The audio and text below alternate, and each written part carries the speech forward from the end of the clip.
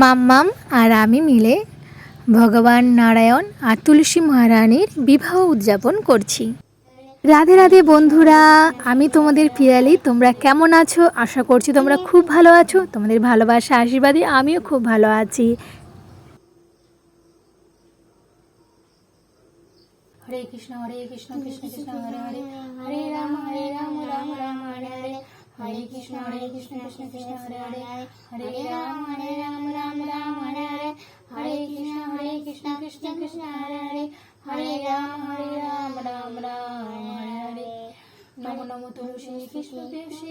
প্রতি বছর উত্থান একাদশীর দিনে নারায়ণ ভগবানের সাথে তুলসী দেবীর, বৃন্দা দেবীর বিবাহ উদযাপন করা হয়। এই দিনটিকে খুব শুভ দিন হিসাবে পালন করা হয়। উত্থান একাদশী দিনটাকে শুভ দিন বলে মানা হয়, কারণ ওই দিন তুলসী দেবীর বিবাহ হয় নারায়ণ ভগবানের সাথে।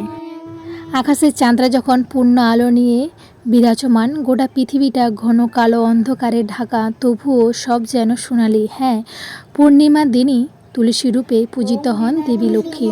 হিন্দু মতে তুলসীর বিয়ে হয়েছিল বিষ্ণু অবতার শ্রীকৃষ্ণের সঙ্গে, তাই ওই দিনটাকে তুলসী রূপে পূজিত হন ধনদেবী লক্ষ্মীও। কিন্তু তো ভগবানের কাছে আমার একটাই প্রার্থনা, সকলকে ভালো রাখুক, সুস্থ রাখুক, সকলকে যেন ভক্তি প্রদান করে, সকলের মধ্যে ভালোবাসা প্রদান করুক, ভগবানের সেবায় সকলকে নিয়োজিত করুক, সকলের জীবনে সকল মনোকামনা পূর্ণ হোক। সকল ভক্তরা, সকল মাতাজিরা শেয়ার করতে এসেছিলেন, সকলে মিলে ভগবান নারায়ণকে মাথায় নিয়ে, মাতা তুলসী দেবীকে মাথায় নিয়ে পরিক্রমা হচ্ছে।